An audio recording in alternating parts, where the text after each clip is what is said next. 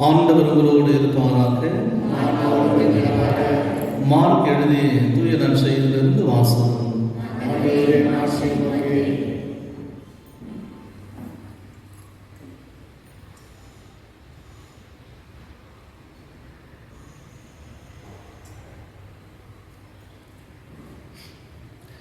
கண்களை மூடி நாம் ஜெபிப்போம். ஆண்டவரே பேசும், அடியேன் கேட்கின்றேன்.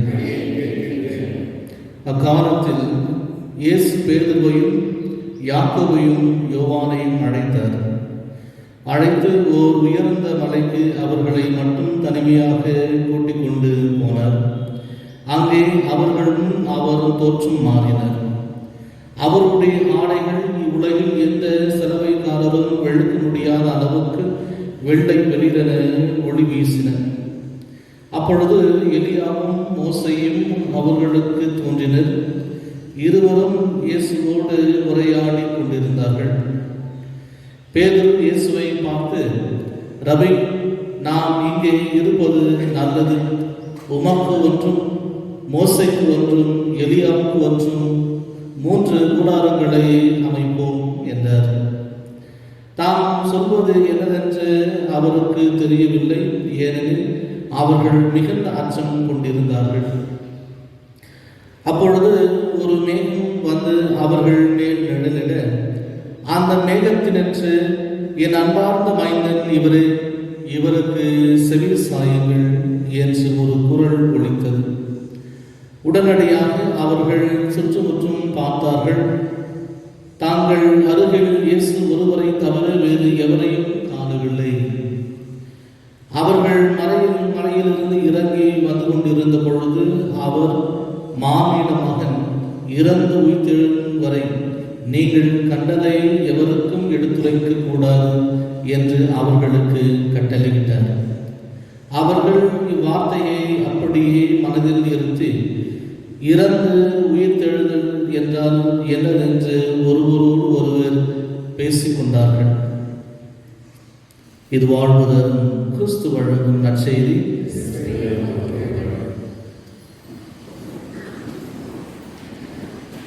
இயேசுவின் வாழ்ந்த சகோதர சகோதரிகளே, வாழ்க்கையிலே துன்பங்கள், சிலுவைகள், இக்கட்டான சூழ்நிலைகள், கடன் தொல்லை, இப்படி போன்ற பல பிரச்சனைகள் சந்திக்கக்கூடிய வாய்ப்புகள் ஏதாவது ஒரு தருணத்திலே நம் ஒவ்வொருவருக்கும் வருவதுண்டு. பிரச்சனைகள் இல்லாத மனிதர்கள் இந்த உலகத்திலே யாரும் இல்லை. பிரச்சனைகள் வரக்கூடிய நேரங்களிலே எனக்கு உதவியாக யாராவது வருவார்களா என்ற எதிர்பார்ப்பு மனித உள்ளத்திலே வருவது இயல்பு. பிரச்சனைகள் ஒன்று வந்தால் அதுக்கு உதவும் கரம் என்பது அடுத்த தேவையாகவே மனிதனுக்கு இருக்கின்றது. ஆனால் அத்தகைய ஒரு தேவை வருகின்ற பொழுது யார் நமக்கு முதல் உதவ வருவார்கள் என்பதுதான் கேள்வி. பலருடைய வாழ்க்கையிலே அது ஒரு ஏமாற்றமாகவே மாறிவிடுகிறது. கஷ்டத்தில் இருக்கின்ற பொழுது நம்மை அனாதையாக விட்டு விடுவார்கள். இங்கே இருக்கக்கூடிய எல்லாருக்குமே தன்னுடைய வாழ்க்கையிலே நீங்கள் ஒரு அனுபவத்தை கேட்டால், துன்பத்தில் இருக்கக்கூடிய நேரங்களிலே உறவினர்கள் எல்லாம் எங்கே போனார்கள் என்ற கேள்வி எல்லாரும் கேட்பார்கள். துன்பத்தில் இருக்கின்ற பொழுது என் நெருங்கிய சொந்தங்கள் எங்கே? நான் மகிழ்ச்சியாக இருக்கின்ற பொழுது என்னை சுற்றி இருக்கக்கூடிய என் உறவுகள் நான் கஷ்டப்படுகின்ற நேரத்திலே அவர்கள் எங்கே போனார்கள்? ஆக ஒரு உள்ளத்திலே ஒரு விதமான ஏமாற்றம், விரக்தி, நம்பிக்கையின்மை, தோல்வி, இப்படிப்பட்ட ஒரு அனுபவங்கள் நமக்கு உதவி செய்யக்கூடுவார்கள் என்ற எதிர்பார்ப்போடு இருக்கக்கூடிய சில நம்பிக்கைக்குரிய உறவுகள் அவர்கள் நமக்கு ஏமாற்றத்தை தருகின்ற பொழுது நம் உள்ளத்தில் வரக்கூடிய அனுபவங்களாகவே இது இருக்கின்றது. ஆக ஒருவருடைய துன்பம் என்றால் இன்னொருவருக்கு அது ஒரு வாய்ப்பு. என்ன ஒரு வாய்ப்பு? உதவி செய்வதற்கு ஒரு வாய்ப்பு என்பதை மக்கள் மறந்து விடுகின்றார்கள். வாழ்க்கையிலே நான் தனிமையாக இருக்கின்ற பொழுது என்னுடைய வாழ்க்கை எந்த ஒரு அர்த்தம் இல்லாமல் நகர்ந்து கொண்டே இருக்கின்றது. என்னுடைய வாழ்க்கையில் எதிர்கொள்ளக்கூடிய பிரச்சனைகளுக்கு யாராவது வந்து உதவி கரம் நீட்டுவார்களா, அல்லது நல்ல ஆலோசனை சொல்வார்களா, அல்லது எனக்கு ஆறுதல் சொல்வார்களா என்று எதிர்பார்த்து கொண்டிருக்கின்ற பொழுது அதை பயன்படுத்தக்கூடிய உறவுகள் எத்தனை பேர்? கடைசியாக எல்லாரும் சொல்வார்கள், உறவுகள் கைவிட்டாலும் என் நண்பர்கள் என்னை கைவிட மாட்டார்கள். ஆகவே பலருடைய வாழ்க்கையிலே சொந்த பந்தங்கள் நம்மை ஏமாற்றினாலும் என் நண்பன் என்னை கைவிட மாட்டான். ஆகவே அழகாக சொல்வார்கள், தோள் கொடுப்பான் தோழன் என்று சொல்வார்கள். Friend in need is friend in deed என்று சொல்ல அழகான தத்துவங்கள் நட்புக்குரிய அந்த உறவுகள் மையப்படுத்தி இருக்கின்றன. இயேசு ஆண்டவரும் நமக்கு ஒரு நல்ல நண்பர் என்பதை இன்றைக்கு நாம் புரிந்து கொள்ள வேண்டும். நான் உங்களை பணியாளர் என்று அழைக்கவில்லை, நான் உங்களை நண்பர்கள் என்று அழைக்கின்றேன். ஒரு நண்பனுடைய அன்பின் ஆழம் எவ்வளவு என்பதை இயேசு சொல்லியிருக்கின்றார். இந்த நண்பனுக்கு உயிரையும் கொடுக்கும் அளவுக்கு அன்பு இந்த உலகத்திலே யாரிடமும் இல்லை.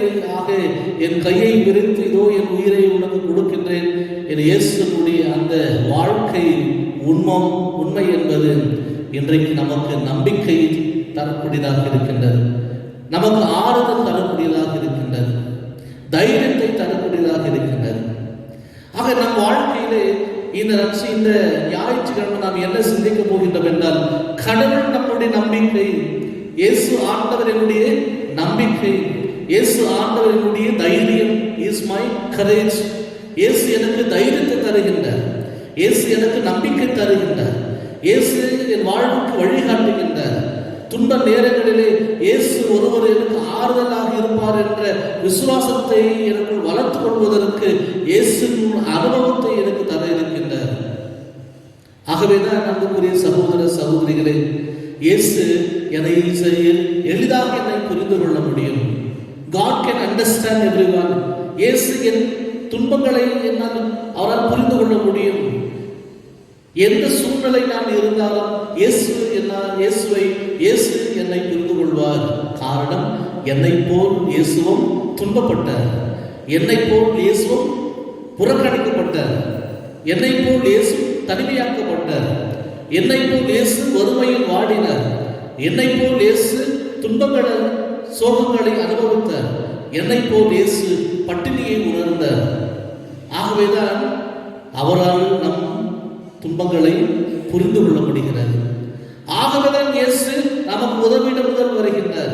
காரணம், இயேசு ஆண்டவர் அதை அனுபவித்தவராக இருக்கின்றார். A God who experienced human pain, human difficulties.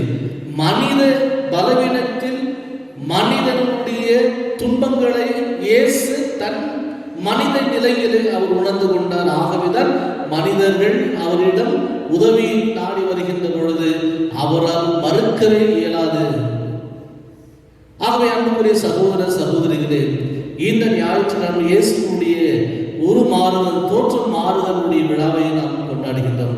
The transfiguration, அந்த அனுபவத்தை சீடர்களுக்கு இயேசு கொடுக்கின்றார். இந்த அனுபவத்தை கொடுக்கின்ற பொழுது ஒரு விசுவாசத்தை அவர்களுக்குள் விதைக்க ஆண்டவர் ஆசைப்படுகின்றார். எதற்காக இயேசு 3 சீடர்களை அழைத்து சென்று அவர்களுக்கு இந்த காட்சியை கொடுக்கின்றார்? இதற்கு ஒரு உதாரணமாக நாம் பார்க்கின்ற பொழுது பழைய ஏற்பாட்டிலே 2 அரசர் எலிஷா என்ற இறைவாக்கினரை அரேபிய நாட்டை சார்ந்த படை வீரர்கள் ஆட்கொள்வதற்கு அவரை எதிர்த்து ஒரு படை வந்து கொண்டிருக்கின்றார். தோத்தான் என்ற இடத்திலே அரேபிய நாட்டை சார்ந்த படை வீரர்கள் எலிஷா இறைவாக்கினரை சிறைப்பிடிப்பதற்காக ஒரு படை பெரிதாக வந்து கொண்டிருக்கின்றார். எலிசாவுடைய சீடர் ஒருவர் வந்து பார்க்கின்ற பொழுது இந்த அரேபிய நாட்டை சார்ந்த படை வீரர்கள் எல்லாம் எலிசா வாழ்ந்து கொண்டிருந்த அந்த மலையை சுற்றி ஆக்கிரமித்து விட்டார்கள். எண்ணிக்கையிலே பெரிதாக வந்த இந்த படை வீரர்களை பார்த்த உடனே எலிசாவுடைய பணியாளர் பயத்தில் நடுங்கி, என்னுடைய தலைவருடைய வாழ்க்கை என்ன ஆகவும், அவருடைய உயிருக்கு பெரிய ஒரு அச்சுறுத்தல் வந்திருக்கின்றது. இவ்வளவு பெரிய படை நம்மை சூழ்ந்து விட்டார்கள், இனி தப்பி போவதற்கு வாய்ப்புகளே இல்லை, என்னுடைய தலைவரை அவர்கள் சிறைப்பிடிப்பார்கள் என்ற பயத்திலே ஓடி போய் எலிசா இறைவாக்கினர் சொல்கின்றார், இதோ நாம் சிறைப்பிடிக்கப்பட்டோம், இந்த மலையை நம்முடைய எதிரிகள் ஆக்கிரமித்து விட்டார்கள், தப்பி போவதற்கு வாய்ப்பில்லை என்று சொல்கின்ற பொழுது எலிசா இறைவாக்கினர், நீ பயப்படாதே, நீ பயப்படாதே, காரணம் நம்மோடு இருக்கின்றவர் அவர்களை விட பெரிய எண்ணிக்கையிலே பெரியவர் என்று சொல்கின்றார். என்ன, நம்மோடு இருக்கக்கூடியவர் எண்ணிக்கையிலே அவர்களை விட பெரியவர் என்று சொல்கின்றார். இதை அந்த பணியாளருக்கு புரியவில்லை. என்ன சொல்கின்றார், அவர்கள் எல்லாம் எண்ணிக்கையிலே பெரிய பெரிய கூட்டமாக வந்து இந்த மலையை சுற்றியும் வளைத்து விட்டார்கள். ஆனால் இவர் இறைவாக்கினர் இப்படி சொல்கின்றார் என்ற குழப்பத்தில் இருக்கின்ற பொழுது அப்போது எலிசா இறைவாக்கினர் கடவுளிடம் ஜெபிக்கின்றார், ஆண்டவரே, என்னுடைய பணியாளருடைய கண்களை நீ தொட்டு திறக்கும், அவருடைய பலத்தை காண்பதற்கு அவருடைய கண்ணை தொட்டு ஆசீர்வதியும் என்று ஜெபிக்கின்ற பொழுது எலிசா இறைவாக்கினருடைய பணியாளருடைய கண்கள் திறக்கப்படுகிறது. அப்படின்னா அகக்கண்கள் திறக்கப்படுகின்ற பொழுது அப்பொழுதுதான் அவர் உணர்கின்றார், எலிசா இறைவாக்கினரை சுற்றி ஆண்டவருடைய பெரும் பலம் சார்ந்த படை எலிசா இறைவாக்கினரை சுற்றி இருக்கின்றார். அன்புக்குரிய சகோதர சகோதரிகளே, இதே நம்பிக்கை தான் இன்றைக்கு உங்களுக்கும் எனக்கும் கிடைப்பதற்கு ஆண்டவர் இந்த வாய்ப்பை விடுகின்றார். எலிசா இறைவாக்கினருடைய பணியாளர் அவருடைய கண்கள் திறக்கப்படுவதற்கு முன் தாங்கள் வெறுமையாக இருக்கின்றோம், வெறிச்சோடு இருக்கின்றோம், தனிமையாக இருக்கின்றோம், நாங்கள் பலவீனமாக இருக்கின்றோம், என்னுடைய எதிரி பலமாக இருக்கின்றான் என்ற அச்சத்தில் இருந்த அந்த பணியாளர் எப்பொழுது ஆண்டவருடைய ஆசீர்வாதம் பெற்று அவருடைய அகக்கண் திறக்கப்படுகிறது, அப்போதுதான் அவன் உணர்கின்றார், எலிசா இறைவாக்கினரை சுற்றி ஆண்டவருடைய பெரும் படை பலம் இருக்கின்றது. அது அவருடைய இந்த கண்களுக்கு தெரியவில்லை, ஆனால் விசுவாச கண்களுக்கு ஆண்டவர் அதை காட்டுகின்றார். அன்புக்குரிய சகோதர சகோதரிகளே, நாம் கஷ்டத்தில் இருக்கின்ற பொழுது நாம் தனிமையாகவே இல்லை, அதை நாம் புரிந்து கொள்ள வேண்டும். ஆண்டவர் நம்மோடு இருக்கின்றார். துன்ப நேரங்களிலே ஆண்டவர் தான் என்னுடைய பலம். எலிசா இறைவாக்கினருடைய நம்பிக்கை அதுதான், கடவுள் எனக்கு பலம், நான் இந்த எதிரி படை வீரர்களால் விழுத்து பாட மாட்டேன், காரணம் ஆண்டவர் எனக்காக போரிடுவார் என்ற நம்பிக்கை எலிசா இறைவாக்கினருக்கு உண்டு. அதைதான் அந்த காட்சியிலே அந்த சீடன் பார்க்கின்றார். ஆக கடவுள் நம்முடைய வாழ்க்கையில கூட அந்த அனுபவத்தை கொடுக்கின்றார். விசுவாசம் உங்களுக்குள் இருந்தால் எந்த சூழ்நிலையும் உங்களால் எதிர்கொள்ள முடியும். நம்பிக்கை உங்களுக்குள் இருந்தால் என் துன்பமும் உங்களால் தாண்டி வர முடியும். உங்களுக்கு இறை நம்பிக்கை இருந்தால் என் கடின சூழ்நிலைகளை உங்களால் எளிதாக கடந்து போக முடியும்.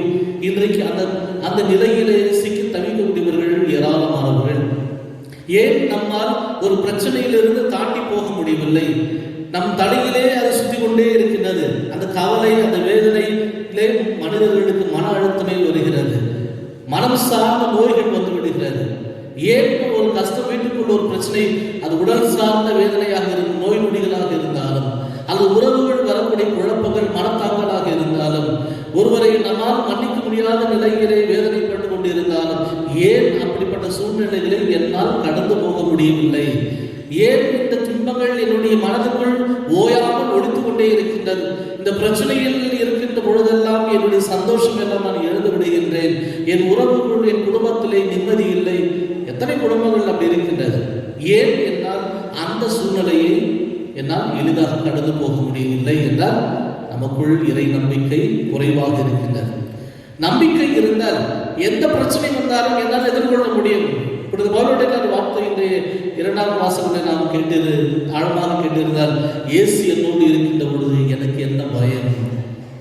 இதை நீங்கள் சொல்லி பாருங்கள். இயேசு என்னோடு இருக்கின்ற பொழுது எனக்கு என்ன பயம்? If Christ is with me, who is against me? இயேசு ஆண்டவர் என்னோடு இருக்கின்ற பொழுது எனக்கு எதிராக இந்த உலகத்தில் யார் நிற்க முடியும்? உங்கள் குடும்ப பிரச்சனைகள் இயேசுக்கு முன்னால் ஒன்றுமில்லை. உங்களுடைய மன பிரச்சனைகள் இயேசுக்கு முன்னால் ஒன்றுமில்லை. உங்களுடைய பண பிரச்சனை இயேசுக்கு முன்னால் ஒன்றும் இல்லை. உங்களுடைய கவலைகள் இயேசுக்கு முன்னால் ஒன்றும் இல்லை. உங்களுடைய வேதனைகள் இயேசுக்கு முன்னால் ஒன்றும் இல்லை. உங்களுடைய சிலுவைகள் இயேசுக்கு முன்னால் ஒன்றும் இல்லை. இதெல்லாம் உங்களுக்குள்ள ஆழமான நம்பிக்கை இருந்தால் மட்டுமே துன்பத்தை கடந்து போக முடியும். துன்பத்தை தவிர்த்து மனிதர்கள் வாழ இயலாது. கஷ்டப்பட்டீங்கன்னா நாம் எல்லாருமே கஷ்டப்படணும்.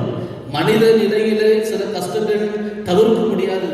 ஆனால் இறை நம்பிக்கை இருந்தால் அதை தாங்கி போக முடியும் என்பதை நாம் புரிந்து கொள்ள வேண்டும். வீட்டில் இருக்கிற வளர்க்கும் குழந்தைகளுக்கு கஷ்டமே தெரியாமல் வளர்ப்பது தவறு. என் பிள்ளை கஷ்டப்படக்கூடாது, என் குழந்தை கஷ்டப்படக்கூடாது அப்படி சொல்லி வளர்க்கக்கூடாது. பிள்ளைகள் கஷ்டம் வந்தாலும் அதை தாங்கி போகக்கூடிய மன வலிமையை பெற்றோர்கள் தர வேண்டும். அதனால தான் இன்றைக்கு சின்ன சின்ன குழந்தைங்கள்லாம் சூசைட் பண்ணுது. 1ஆம் class first standard class fail ஆன குழந்தைய சூசைட் பண்ணுது.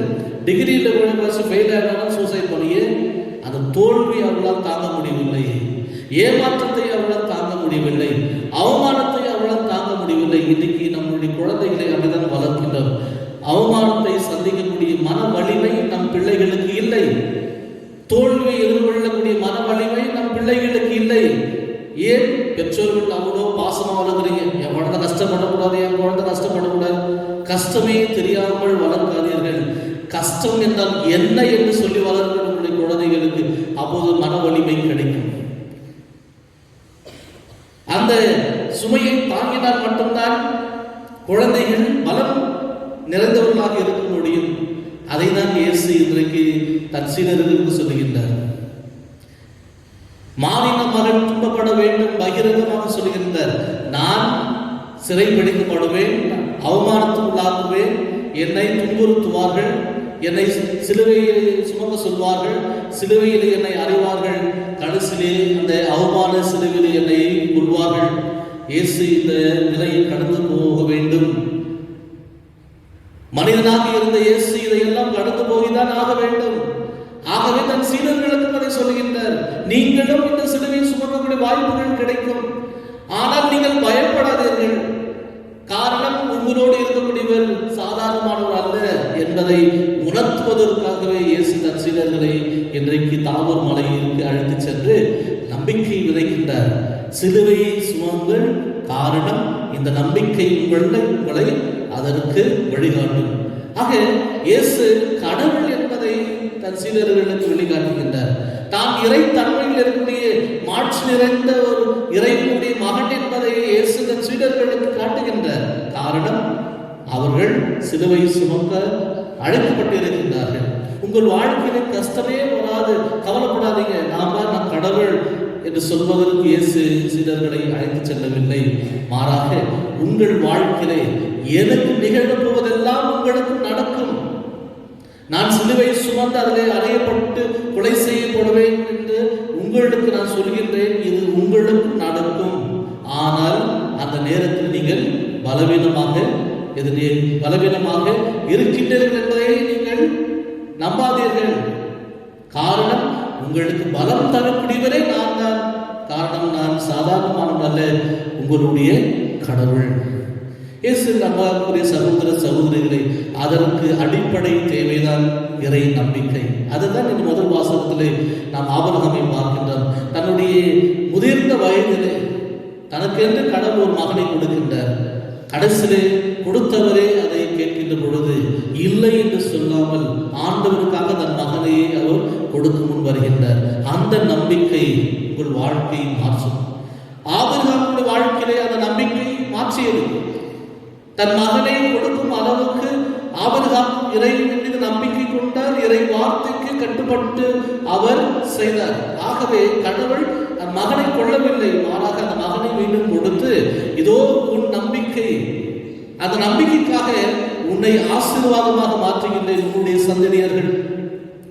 சந்ததியர்கள் வானத்தில் இருந்த நட்சத்திரத்தை போன்றும் மணலை போன்றும் அது எண்ணிக்கையை எண்ண முடியாத அளவுக்கு நான் உயர்த்துவேன் என்று ஆபிரகாமுக்கு கடவுள் ஆசீர்வாதத்தை தருகின்றார். அந்த மாற்றத்தை கொடுத்தது ஆபிரகாமுடைய நம்பிக்கை. ஆக நம்பிக்கை இருந்தால் உங்கள் வாழ்க்கை மாறும். துன்பத்தில் இருந்து உங்கள் வாழ்க்கை அந்த நம்பிக்கை தான் உங்களை அழைத்து செல்லும். இதெல்லாம் சொல்லுகின்ற பொழுது ஒன்று ஆழமாக உங்களுக்கு சொல்கின்றேன். சாகின்ற வரைக்கும் நமக்கு துன்பங்கள் வரும். கிறிஸ்தவர்களுக்கு அது இன்னும் அதிகமாகவே வரும்.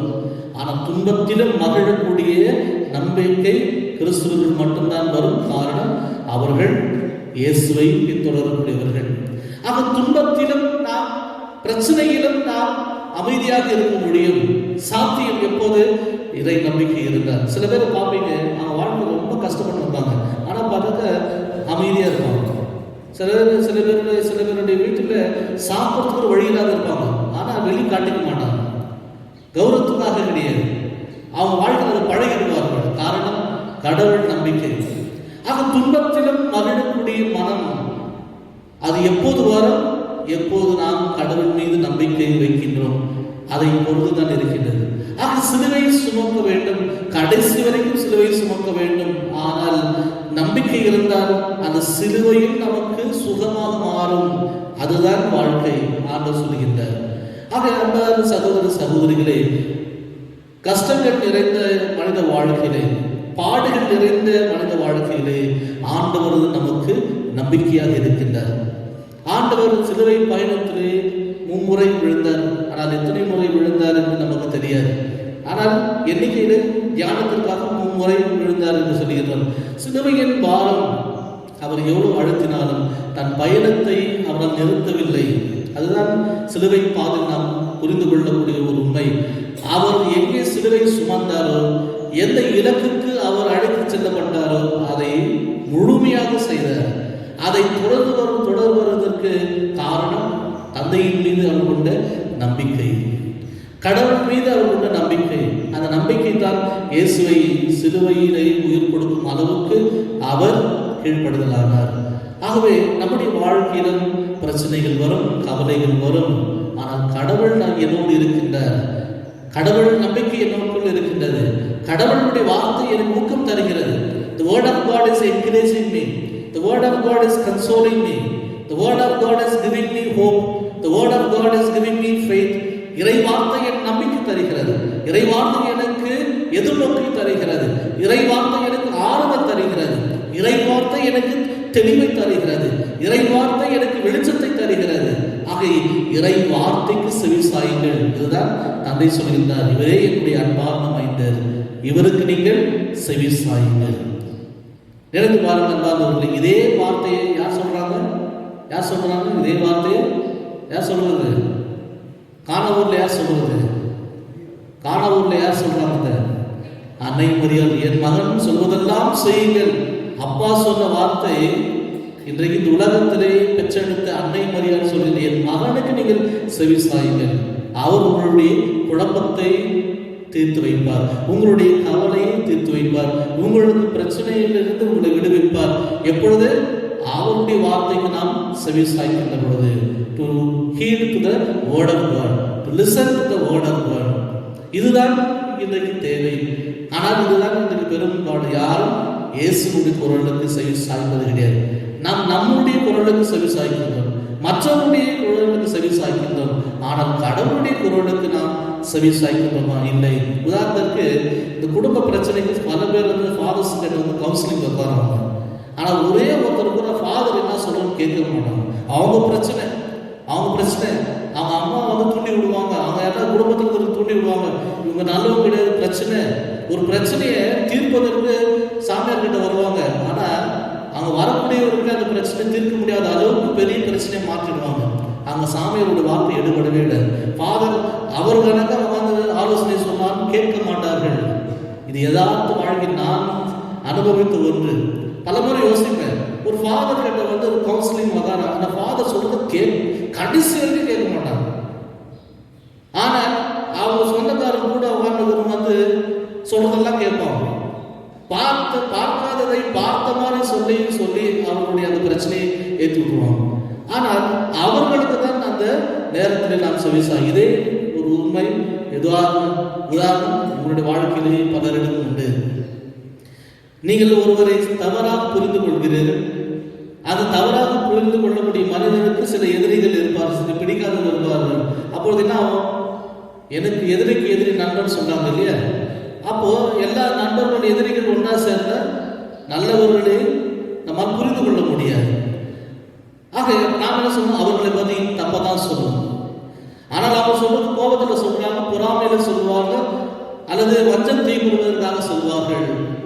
ஆக அவர்களுடைய வார்த்தையை கேட்டு நாமும் நடக்கும். இதுதான் இன்றைக்கு எல்லா வாழ்க்கையும். வீட்டில் ஒருத்தர் பிடிக்கல, அவருக்கு இன்னொருத்தர் பிடிக்கல அப்படின்னா இவங்க ரெண்டு பேரும் ஃப்ரெண்ட்ஸ் ஆகிடுவாங்க. அப்போ ரெண்டு பேரும் சேர்ந்து ஒருத்தரை காயப்படுத்துவாங்க. அந்த பிரச்சனை தீர்க்கலாம்னு சொல்லி ஒருத்தர் நடுவில் நின்று என்ன பண்ணுவாங்க, இவங்க ரெண்டு பேரும் சேர்ந்து அந்த பிரச்சனையை தீர்க்க முடியாத அளவுக்கு பெரிய பிரச்சனையாகும். இது குடும்பத்தில் நடக்கக்கூடிய உண்மை, எல்லார் வீட்டிலும் நடந்து கொண்டுதான் இருக்கின்றது, எல்லா உறவுகளும் நடக்கின்றது. ஆகவே மனிதர்களுடைய குரலுக்கு செவி சாய்க்கின்றோமே தவிர இறை குரலுக்கு செவி சாய்ப்பது கிடையாது. ஒரு ஆலோசனைக்கு நீங்கள் குருவாளரிடம் போய் நீங்கள் ஃபாதர் எங்கள் இந்த பிரச்சனை தீர்த்து வை, அந்த ஃபாதர் பைபிள் இருக்கிற வார்த்தையை சொல்லுவார், தன்னுடைய அனுபவத்தில் வரக்கூடிய நல்லதை சொல்லுவார், அவர் வழி காட்டுவார். கடைசியில் அந்த ஃபாதர் என்ன சொல்றாருன்னு கேட்க மாட்டாங்க. ஃபாதர் கிட்ட சண்டை போட்டுன்னு நீங்கள் இங்கே சால்வ் பண்ணுவானா? அப்படி போனவர்கள் 99% ஏதாவது 1-2 கேஸ் தான் அந்த பிரச்சனையை சால்வ் ஆகி போகிறாங்க.